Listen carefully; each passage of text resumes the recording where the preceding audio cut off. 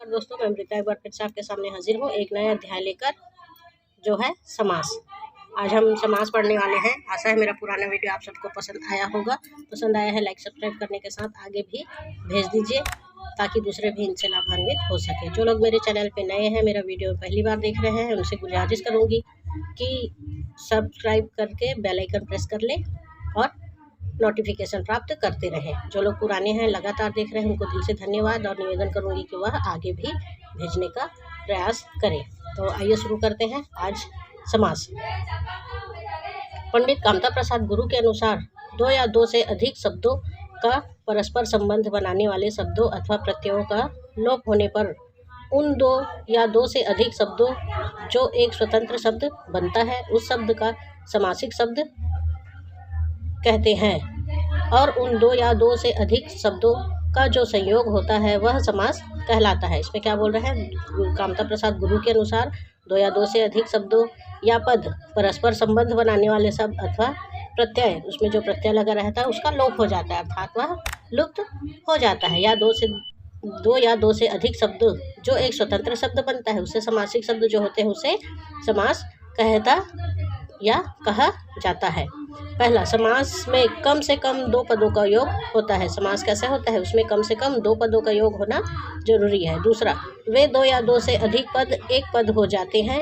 एक द्विभाव समास, वो जो दो या दो से अधिक होते हैं वह मिलकर एक हो जाते हैं, एक पदी भाव समास बन जाते हैं। तीसरा, समास में समस्त होने वाले पदों का विभक्ति प्रत्यय लुप्त हो जाता है। उसमें होने वाले पदों का जो विभक्ति प्रत्यय है वह लुप्त हो जाता है। चौथा है, समास पदों के बीच संधि की स्थिति हो पर संधि अवश्य होती है। समास के पदों के बीच संधि की स्थिति हो पर संधि अवश्य होती है। यह नियम संस्कृत तत्सम में आवश्यक है। यह नियम जो है संस्कृत तत्सम में आवश्यक माना गया है। संधि और समास। संधि और समास का अंतर इस प्रकार है। समास में दो पदों का योग होता है, किंतु संधि में दो वर्णों का होता है। समास दो पदों का होता है और संधि में दो वर्णों का होता है। दूसरा, समास में पदों के प्रत्यय समाप्त कर दिए जाते हैं। संधि के लिए दो वर्णों के मेल और विकार की गुंजाइश रहती है। समास में क्या है? पदों का प्रत्यय समाप्त कर देते हैं, पर संधि में दो वर्णों के मेल और उसका विकार की गुंजाइश होती है। जबकि समास को इस मेल या विकार से कोई मतलब नहीं होता। समास को संधि की तरह कोई मेल और विकार से कोई मतलब नहीं होता। तीसरा है, संधि के तोड़ने को विच्छेद कहते हैं। संधि को यदि तोड़ा जाए तो उससे हम कहते हैं संधि विच्छेद। जबकि समास का विग्रह होता है, और समास को अगर अलग किया जाए तो उसका विग्रह होता है, तो हम बोलते हैं समास विग्रह है। जैसे पीताम्बर में दो पद हैं, पीत और अंबर। पीताम्बर में दो पद दिए गए हैं, पहला है पीत, दूसरा है अंबर। संधि विच्छेद होगा पीत प्लस अंबर। जबकि समास विग्रह होता पीत है जो अंबर, या पीत है जिसका अंबर। तो यहाँ ध्यान देने की बात है कि हिंदी में संधि केवल तत्सम पदों की होती है। हिंदी में संधि केवल क्या होती है? तत्सम पदों की ही होती है।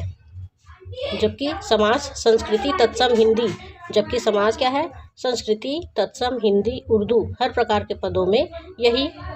जबकि समास क्या होता है? संस्कृत तत्सम हिंदी उर्दू हर प्रकार के पदों में होता है। यही कारण है कि हिंदी पदों के समास में संधि आवश्यक नहीं होते हैं। यही कारण है कि हिंदी पदों में समास आवश्यक नहीं होता है। समास के भेद। समास के भेद बताए गए हैं। अभी जो पढ़े हैं वो समास के सामान्य परिचय है, और उसके भेद देख लेते हैं कितने प्रकार के भेद होते हैं। समास के भेद। समास के मुख्य चार भेद होते हैं। समास के मुख्य रूप से चार भेद हैं। जिन दो भेदों में समास होता है उनकी प्रधानता अथवा अप्रधानता के विभाग तत्व पर ये भेद किए गए हैं। समास मुख्य चार भेद होते हैं। जिन दो समास होती उनकी प्रधानता अथवा अप्रधानता, कोई प्रधान है या अप्रधान है, के विभाग के तत्व पर भेद किए जाते हैं। जिस समास में पहला पद प्रायः प्रधान होता है उसे अवयवी भाव कहते हैं। जिस समास में दूसरा पद प्रधान रहता है उसे तत्पुरुष कहते हैं। जिसमें दोनों शब्द प्रधान होते हैं वह द्वंद्व कहलाता है, और जिसमें कोई भी प्रधान नहीं होता है वह बहुव्रीहि कहलाते हैं। हिंदी में समास का अनुशीलन संस्कृत व्याकरण के आधार पर हुआ है। इस संबंध में हिंदी की प्रकृति संस्कृत के अनुकूल है। कुल समास अपने पदों के साथ इस प्रकार से होते हैं। तो ये आज हमने सामान्य परिचय देखा है समास का, और आज का वीडियो यहीं समाप्त करूँगी। इसके जो भेद हैं वह हम अगले वीडियो में शुरू करेंगे। आशा है आप सब लोगों को समझ में आ गया होगा। लाइक सब्सक्राइब करने के साथ आगे भी भेज दीजिए। जिन लोग नए हैं वह सब्सक्राइब करके बेल आइकन प्रेस कर लीजिए। आज के लिए इतना ही। धन्यवाद। जय हिंद।